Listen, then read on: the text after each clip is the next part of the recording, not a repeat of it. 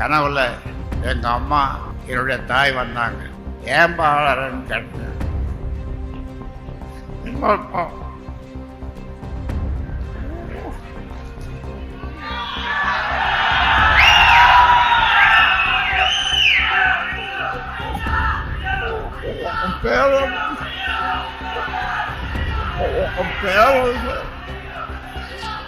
ஒரு பையன் ஒரு பதிவு போடுறான், கழுத்தில் துணி போட்டு இறுக்கி கொள்ளணும்னு ஒரு பதிவு போடுறான். அந்த பதிவு போட்டவனை கூப்பிட்டு அவனுக்கு பொறுப்பு கொடுக்குறான். நான் சரியாக தான் வளர்க்குறேன், வளர்த்துருந்தா என்னை மார்லேயும் பின்னாலேயும் முதுகுலேயும் கண்ட இடத்துல ஈட்டியால குத்துற மாதிரி குத்துறான்.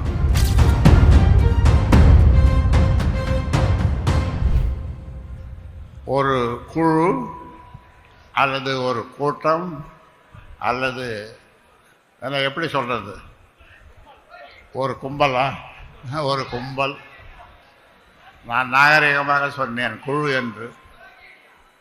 அதெல்லாம் நான் வளர்த்த பிள்ளைங்க தான், நான் பொறுப்பு கொடுத்த பிள்ளைகள் தான் என்னை இப்பொழுது தூற்றுகிறார்கள். அதுவும் மிக கேவலமாக என்னையும் நம்ம கௌரவ தலைவரையும் அவ்வளவு மோசமாக தூற்றுகிறார்கள். என்னுடைய நான் ஒரு நாள் தூக்கம் வர்றதில்லை, ஆனாலும் படுத்து தூங்கிட்டு இருந்தேன். அப்போ தூக்கம் வந்தது.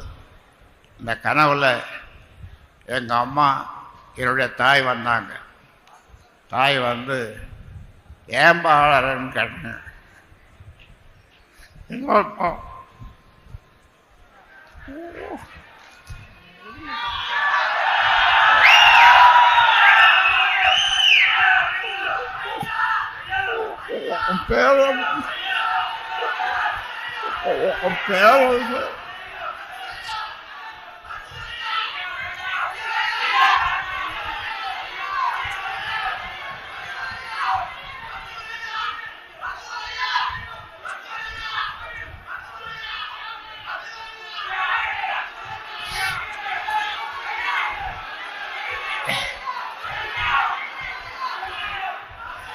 உன் பேர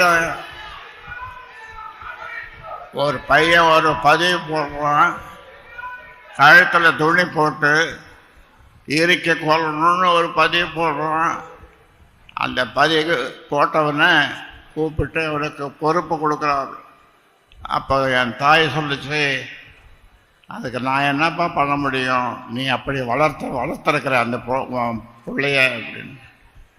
ஆமாம்மா, நான் சரியாக தான் வளர்க்குறேன், வளர்த்துருந்தா என்னை மார்லேயும் பின்னாலேயும் முதுகுலேயும் கண்ட இடத்துல ஈட்டியால குத்துற மாதிரி குத்துறான். நான் என்ன செய்யறது? அவனுக்கு ஒரு தகப்பன் உலகத்தில் தன் பிள்ளைக்கு என்ன செய்வானோ அதை விட அதிகமாக நான் அவனுக்கு செய்திருக்கிறேன். என்ன குறை வைத்தேன்? அவர் ஒரு குறையும் வைக்கவில்லை. ஆனாலும் அவன் நான் எப்பொழுது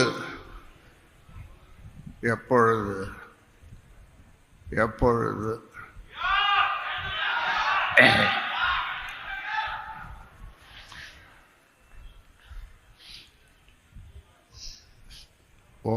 ஒரு ஆண்டுக்கு முன்னாலே ஒரு பிள்ளை, அவனை பிள்ளை என்றால் சொல்லுவது, சென்னையிலே ஒரு குடும்பத்திலே சொத்து தகராறு. தகப்பனை 20-30 துண்டாக வெட்டி ஒரு சாக்கில் கட்டி கொண்டு போய் இந்த காவேரி பக்கம் என்ற ஊரில் போட்டு விட்டு வந்ததை ஒரு நீங்கள்லாம் படித்திருப்பீர்கள். அதை விட அப்படி செய்திருந்தாலும் கூட நான் போய் சேர்ந்திருப்பேன். ஆனால் ஒவ்வொரு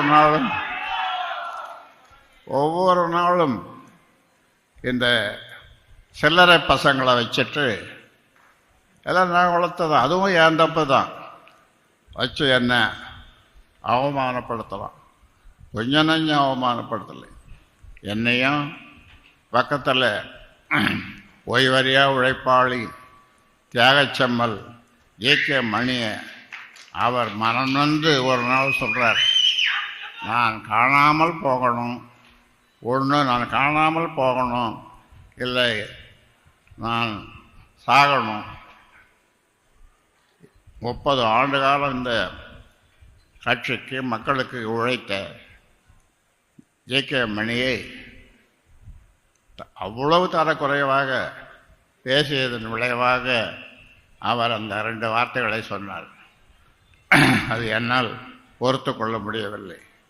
இப்பொழுது என்னை நேரடியாக தாக்க ஆரம்பித்திருக்கிறார்கள்.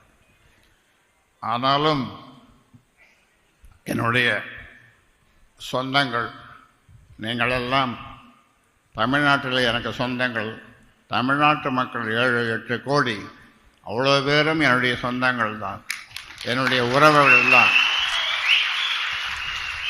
அது எந்த சமுதாயமாக இருந்தாலும் சரி, எந்த மக்களாக இருந்தாலும் சரி, அவர்களெல்லாம் எனக்கு உறவுகள் தான். அவர்கள் என்னை எப்பொழுதும் நேசிப்பவர்கள். மருத்துவர்களை போய் பார்க்க போனால் சீனியர் டாக்டர்ஸ் அவங்கள என்ன சொல்கிறாங்க, ஏன் இப்படி செய்கிறார் அன்புமணி, என்ன ஆச்சு அவருக்கு, இன்னும் கொஞ்சம் வருஷம், இன்னும் ஒரு 5-6 வருஷம் அவருக்கு பொறுக்கக்கூடாதா? அவர்கள் கேட்கிறார்கள். இப்படி நிறைய பேர் கேட்கிறாங்க. ஆனால் நான் சொன்னேன், அவரை மாற்ற முடியாது, அவரை மாற்ற வழி இல்லை. என்ன செய்வது, கேட்டுக்கொண்டு தான் இருக்க வேண்டும். ஆனாலும் இப்பொழுது நடக்கின்ற இந்த செயற்குழு அல்லது பொதுக்குழு, அதற்கு முன்னால் நடந்த குழுக்கள் இதெல்லாம் பார்க்கும் பொழுது 100க்கு 95 விழுக்காடு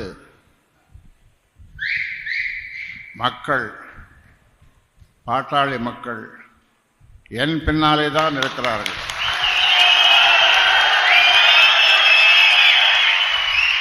அன்புமணி பின்னாலே 5% மக்கள் கூட இல்லை.